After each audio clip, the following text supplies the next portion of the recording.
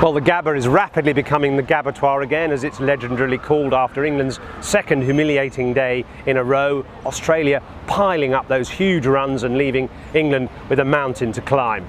We're going to look at the key innings of the day from Michael Clarke and David Warner, and also talk to a famous ex-Australian batsman who used to lead the Australian team song.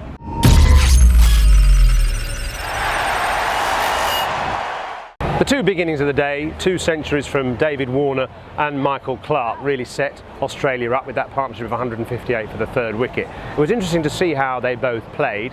David Warner took on Graham Swann noticeably, and we can see from Hawkeye where he hit him. Notice he hit him largely with the spin through the offside. Swann is dangerous when batsmen play across the line, try and hit him to leg, left-handed batsman trying to sweep or hit him through the leg side. He tends to hit them on the pads and get them LBW. So Warner made sure he got his bat to the ball and sliced him through the offside, carved him through the offside. He didn't try and sweep him off the stumps to leg. Now I can just demonstrate what he was doing. So basically Warner was making sure that he was keeping his leg out of the way and using his bat to hit him through the offside here, hitting him cleanly through extra cover and sometimes getting onto the back foot to cut him as well, not looking to hit him against the spin or trying to sweep, which is often where Swann gets his LBW victims against left-handers. The other interesting duel of the day was between Broad and Michael Clarke. Clarke in the first innings, of course, dismissed by Broad from the bouncer, which he fended off without really looking at it and rather tamely departing. Today, when Broad tried the bouncer, it was a bit telegraphed because the field were back, but Clarke was much more aggressive, getting back and across and pulling those same balls through the leg side. And we can see that on Hawkeye too. You can see quite a few shots through the leg side, through the square leg area. Those were the hook shots that Clarke played against Stuart Broad. Right,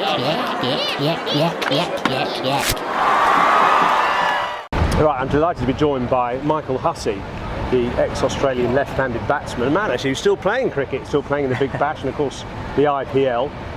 2 reasons to talk to you, Michael. One, were you impressed today by David Warner, a fellow left-hander? What did you make of his batting? Oh, it was a brilliant innings. I thought he's looked in good touch for the whole Test match. He's gone through some difficult times in the last 12 months, both on and off the field. But, you know, I think he showed today that he really wants to be part of this Australian team. He was very, very determined. And the other thing that impressed me, we all know how good a stroke player he is, but I think his defence looked really good. And I think it's something he must have worked very hard on. And that's what really impressed me, and it's something that I think he's really improved. Obviously he's set up the possibility with Michael Clarke of a great win. Clarke playing the pull shot in the second innings, did you like that? Well, I think it was important for him to come out in a very positive frame of mind. He was expecting the short stuff, and obviously it came. I think from Broad's point of view, he probably didn't have the same zip, you know, as he did in the first innings, being fresher in the first innings, and Clarke was able to get on top of it early and send that positive message that he wasn't going to be dictated to in the second innings. He played brilliantly, and he looked very determined to do well in that second innings. Now, I mentioned about the fact that I had a second question for you, and that is about the team song, because I know you were the guy that orchestrates the team song when you win a Test match, and you retired the last time Australia won, which is nearly a year ago. So clearly there's a possibility, a very good chance, that the team song is going to be sung after this match. Nathan Lyon's taken over the job, but what does the job actually entail? Well, yeah, Nathan Lyon's taken over. I passed it on to him when I retired. He hasn't led a team song yet, but he has been part of some big team wins and team songs. Basically, he takes control of the team. So there hopefully will be plenty of celebrations in the dressing room. The guys can relax and enjoy each other's company, probably tell each other how good they are and all that sort of stuff. And then at a certain stage during the evening, he calls the time when everyone comes together and leads the team song, and he can do it at any time he wants.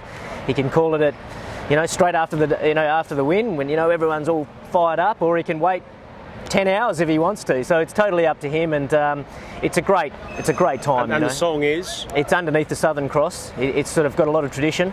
It started back in Ian Chappell's team, and Rodney Marsh led the team song, and he passed it down to Alan Border, who passed it to David Boone, to Ian Healy, to Ricky Ponting, to Justin Langer, and on to me. So it's an honour. It's a great honour. And when do you expect them to be able to sing it?